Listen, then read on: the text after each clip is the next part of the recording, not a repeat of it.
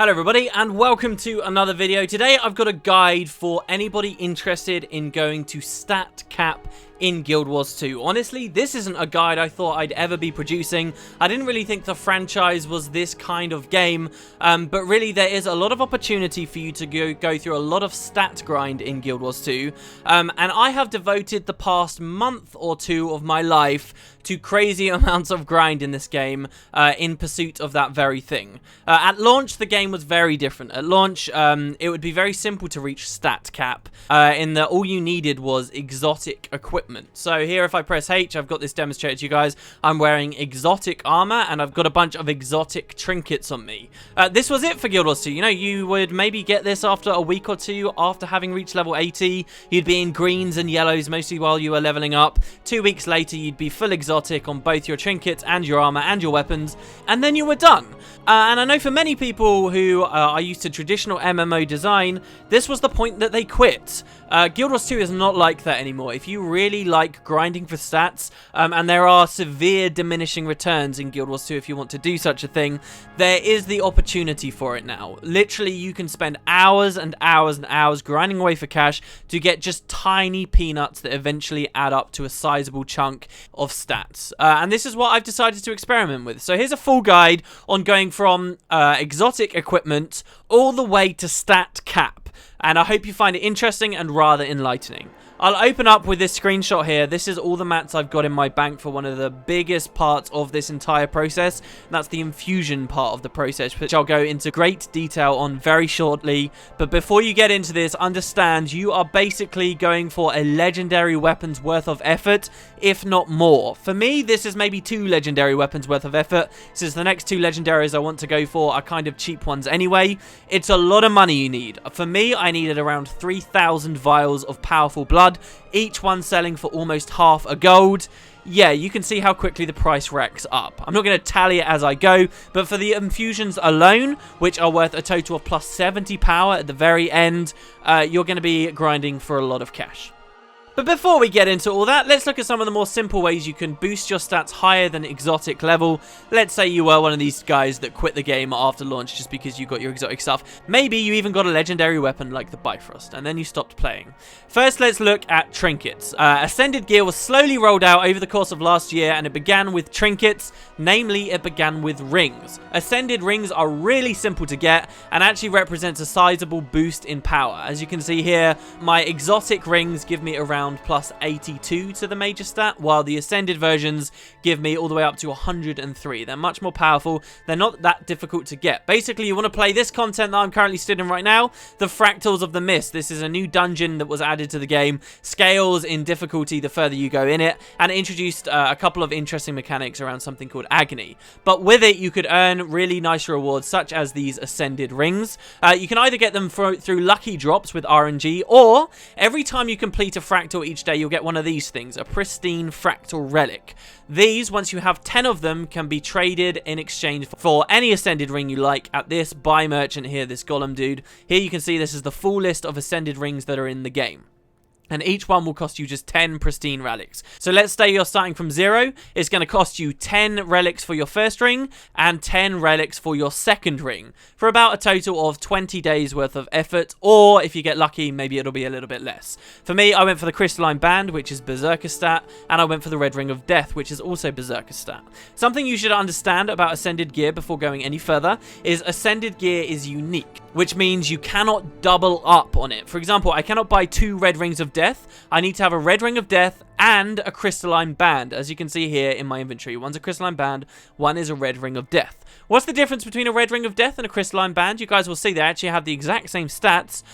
All Ascended gear comes with something known as an Infusion Slot. These I'll talk about more later, but there are different types of Infusion Slot, and you'll see that's what changes here. A Red Ring of Death has an offensive Infusion Slot, while a Crystalline Band has a defensive Infusion Slot. That's the only difference between them. Don't worry about getting too confused, I'll explain that in its whole very shortly. Anyway, you're going to want 2 rings, about 20 days worth of effort, from just doing a daily fractal.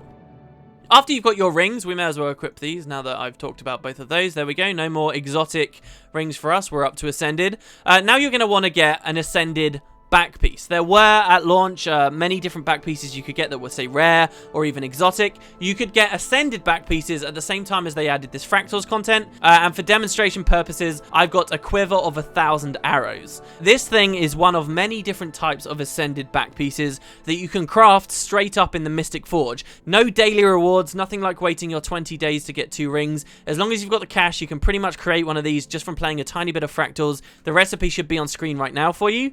There are also some other very cheap back pieces, say the new spinal blades that were added to the game, or the prototype fractal capacitor, which can be made out of these things here, these exotic ones, for sale for a lot of relics. My recommendation would be go for something like the Quiver of 1,000 Arrows, because you can just get that with money and you're not forced to play a bunch of fractals. So that's how you're going to get your ascended back piece. And once again, you can equip it. So there we go. Now let's talk about accessories, right? These are like your earrings and extra weird miscellaneous stuff you can put in your top 2 trinket slots. These things are acquired through guild missions, which again were a new type of content added last year. And I'll go to the vendor for those now.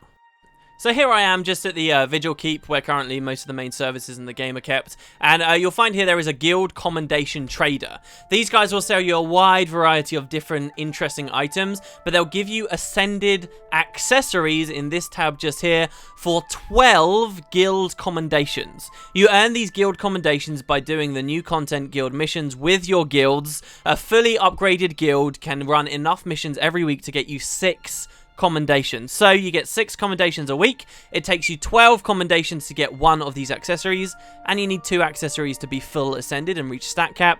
So you're looking at 4 weeks worth of effort to get your accessories. Now do remember the 20 days I talked about with fractals, you can overlap. So while you're doing a fractal every day, you can also be making sure you're running guild missions that week, and it all overlaps together. So you can be getting all these daily rewards all at once. When all is said and done, however, you should have 2 different ascended accessories of your choice, and remember again, they have to be unique. So again, I've gone for the Berserker's one myself, so Magis's Field Journal here with a defensive infusion slot on it, and Althea's Ashes here with an offensive infusion slot on it. Once you've got those 2, after about 4 weeks, as I say, if it's a fully upgraded guild, feel free to equip them, and once again, you're even closer to stat cap.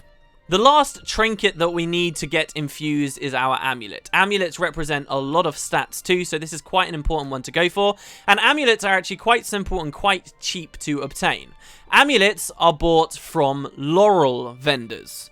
Now, laurels, again, were a currency that was added last year, attached to your dailies. Every single day you complete your daily achievements, as you can see here for me, I've already done 5 out of 5, you will be awarded with a laurel, which can be spent at a laurel merchant. Much like the guild commendation merchants, they sell you a wide variety of things, but one of the main things that they sell to you is an amulet for 30 laurels. So, the accessories cost you about 4 weeks or a month's worth of effort, and an amulet will also cost you 30 days of dailies. Again, it can all overlap. So right now, basically what I'm telling you guys is in a month of gameplay, you can have all of your exotic trinkets turned into ascended trinkets. Now, these cost 30 laurels from a regular laurel merchant, but if you go to World vs. World, some people don't know about this, and you really should. If you go to World vs. World, you can actually buy an ascended amulet for only 20 laurels. So instead of costing you 30 laurels, by coming to this guy, we can buy one for just 20, and the added cost of only 250 badges of honor. Badges of honor are the random currency you get for running a random World vs. World, and really this is not very expensive at all. So I would wholeheartedly recommend you get your ascended amulet from laurels too. This means in your first 20 days you can have your rings done, and then you can also have your amulet done, you can have your back piece done, and you're just waiting a tiny little bit longer for all your guild commendations to come in and finish everything off. So let's go back to my inventory, and here you can see these are my ascended amulets. Now, why do I have 2 amulets? Remember that I told you guys that there are different types of infusion slots. There are defensive ones and offensive ones.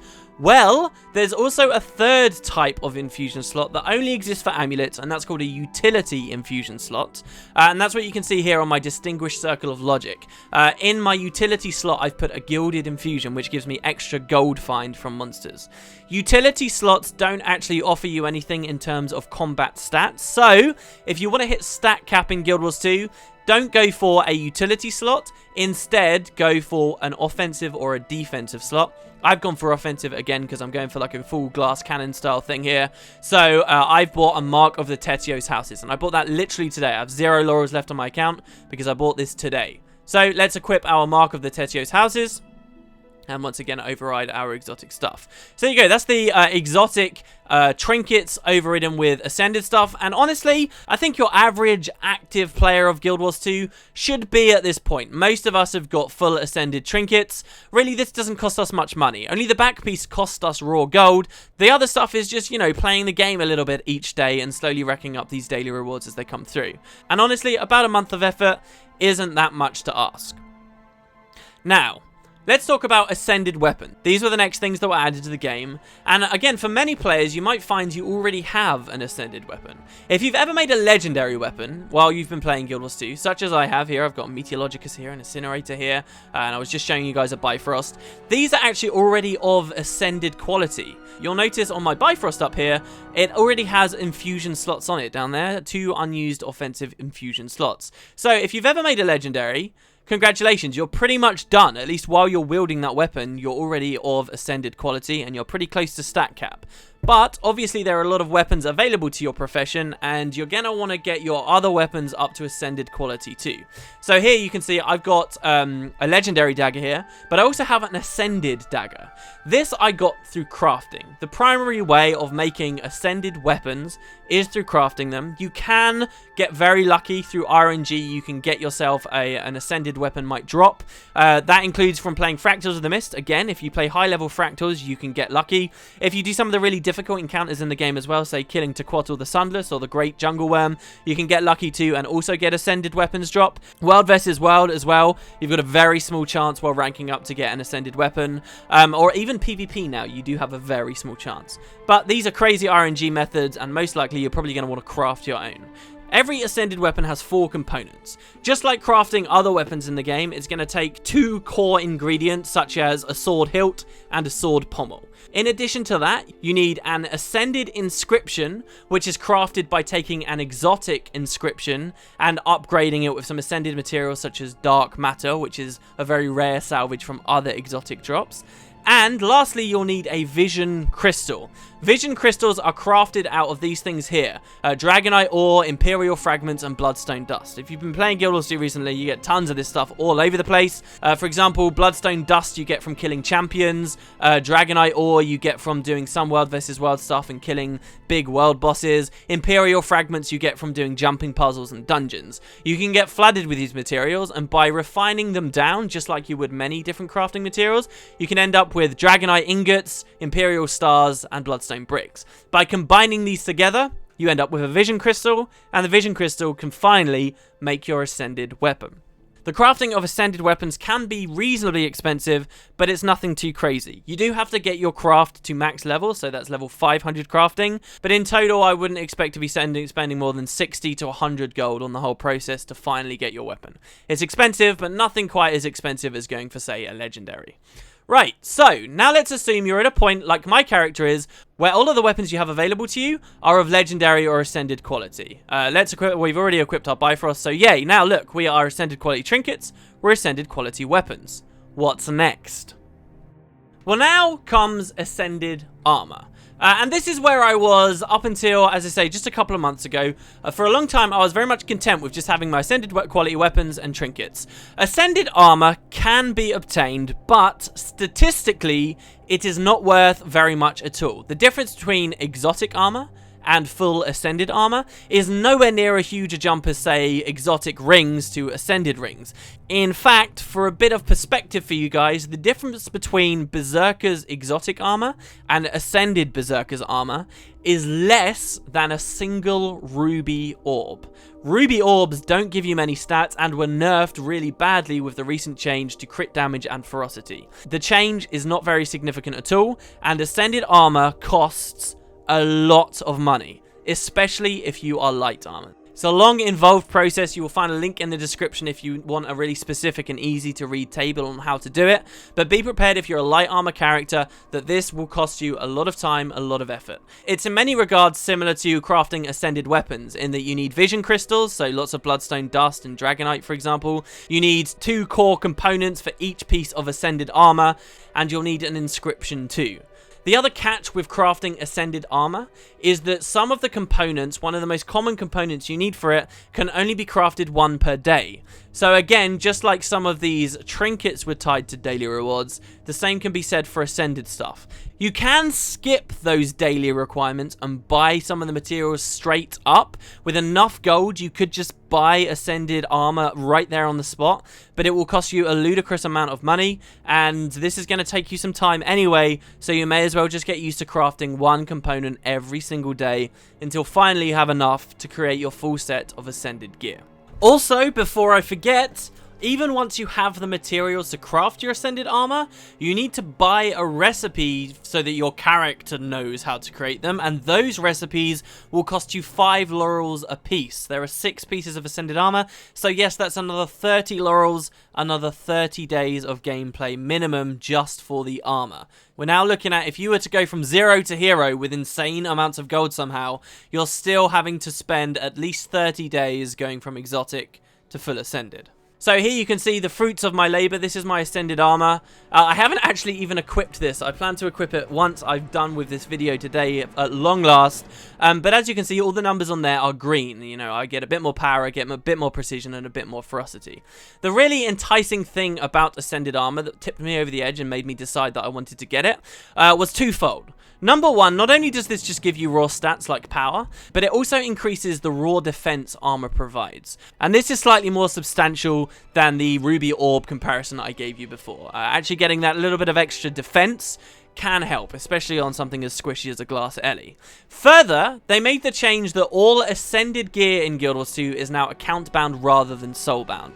So, if I equip this gear now, at long last, everything I currently am wearing on my toon, all this incredibly difficult to acquire high-end endgame gear, this can all be transferred wholesale onto any other light armor class I like. If I decided tomorrow I just suddenly wanted to be playing Necromancer, I can immediately roll a level 80 Necromancer and have all the gear I will ever need. I will never have to spend another penny on that Necromancer as long as I'm happy for him to be using Berserker's stats.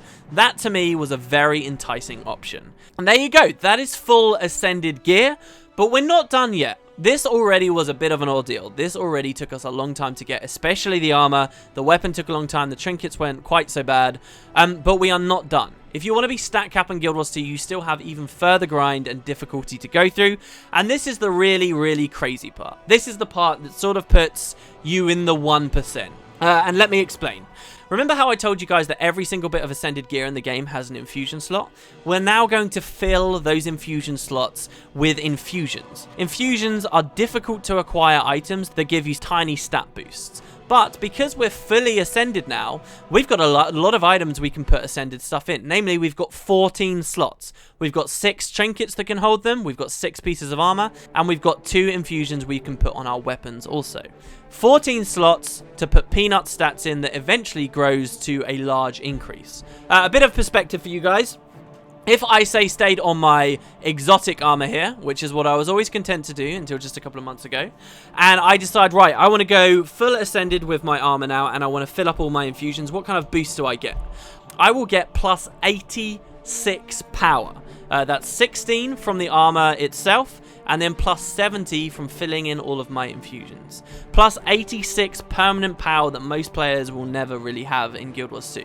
What does plus 86 power mean? Let's have a bit of perspective. Here's something that may make it sound rather exciting. Plus 86 power is almost like being able to go 8 points deep in your power line. You know, you can only go 6 points deep in. Every time you go 2 points, you get 100 power. 86 power is really not very far away from 100 power. It's almost like we get to go 2 deeper. That could sound pretty good. Or perhaps another way of looking at it, 86 power is only just over what 2 might stacks would give you. So if I blast a fire field right now, there you go, I just gave myself 3 might already, and I've already gained more strength from doing that alone than from all the grind I'm about to teach you guys how to do. All the grind that goes into getting all of these infusions is already outmatched by just that 3 might. That 3 might is doing better for me. However, again, maybe another bit of perspective for you guys. Now, if you do go for all of these infusions, when you're next at 25 might, it's sort of like you're instead at 27 might. And that sounds kind of cool to me. You know, the idea of getting even higher than 25 might at all times. Maybe that excites you. Let's look at some other stats here. Plus 85 power is almost like maybe maybe being able to wear a second chest piece at once, since a chest piece only gives you 106 power. So you've got to weigh it up in your own mind whether this is worth it. To me, the idea of having these max stats that can be put on any character I possibly want, the idea that next time I go into world versus world and I, you know, meteor shower tornado someone, knowing for a fact that I'm doing the absolute max damage, was enough to entice me into this long and arduous process. Right, so enough preamble. How do we fill up all of these infusion slots? Before we begin, you guys should be aware of a mechanic in the Fractals of the Mists. Ascended rings and back pieces can be thrown in the Mystic Forge to give them an additional infusion slot that will only ever hold Agony Resist.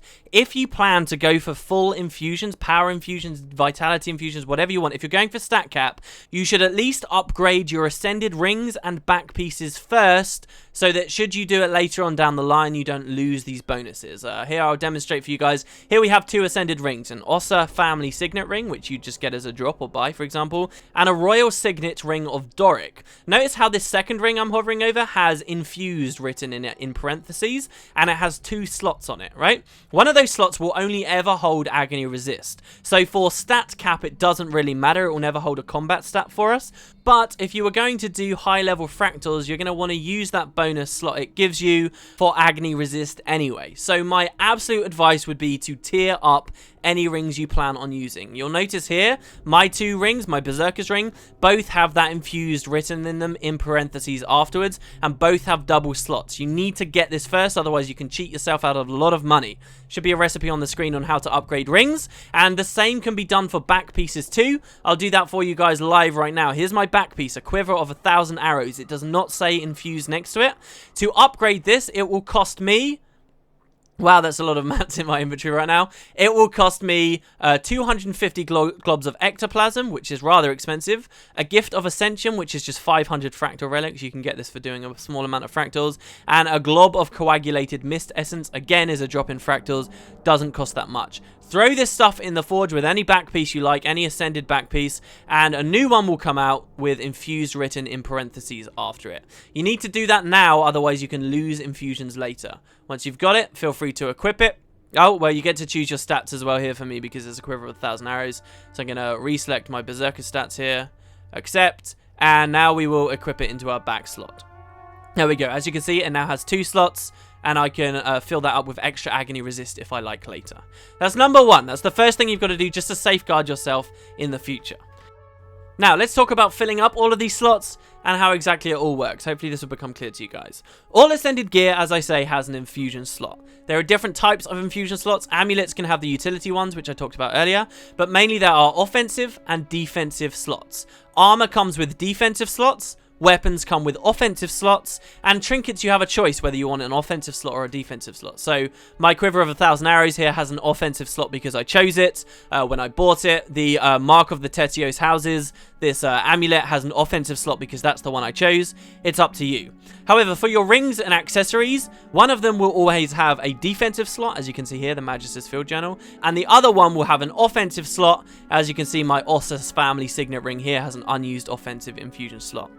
Offensive slots are used for damaging stats like power, condition damage, and precision, and defensive slots are meant for defensive stats like toughness, vitality, and healing power.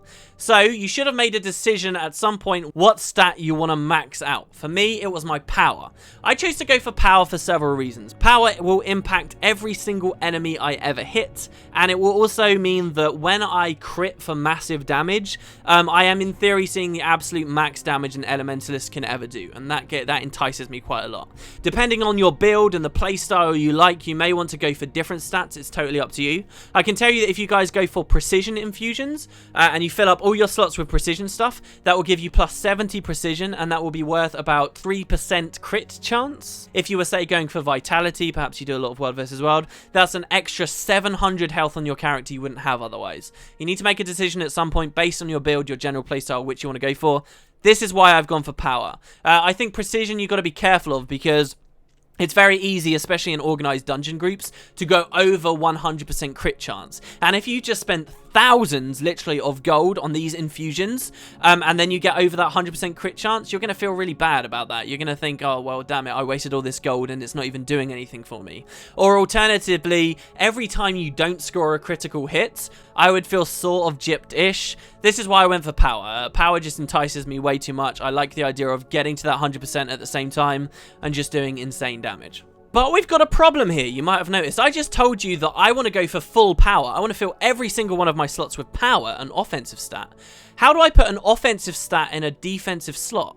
You know, all armor always has defensive slots, so how can I fill these with an offensive stat? Well, to do that, you need a special type of infusion called a versatile infusion. Versatile infusions can be very expensive, and this is where much of the money goes into. So what are our options as far as infusions go?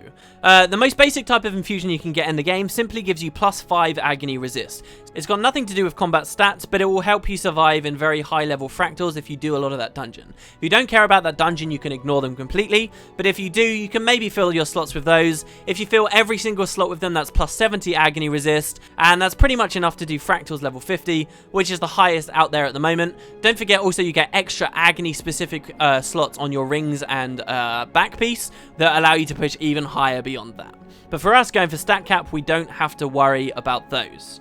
Another option for infusions that can be very tempting for people, you can actually buy a +4 stat infusion for laurels. This does not come with agony resist, so if you go down this option, you will not be able to do fractals at the high levels. It is not stat cap because it only gives you +4 instead of +5, but they are in theory cheap. 5 laurels for each doesn't really matter about gold. That would take you 70 days worth of laurels, 70 days of logging into Guild Wars 2 to have all of those infusions, but it wouldn't really cost you any gold and it would be very close to what stat cap offers. So maybe people on a budget who are kind of excited by this but don't want to go the whole hog, go for the +4, but also you cannot get versatile +4 infusions, which means purely through laurels, you cannot do what I want to do. You cannot fill every single slot with an offensive stat. You need a versatile infusion for that, and the laurel guide doesn't offer it. So for me, I'm passing it up, not interested.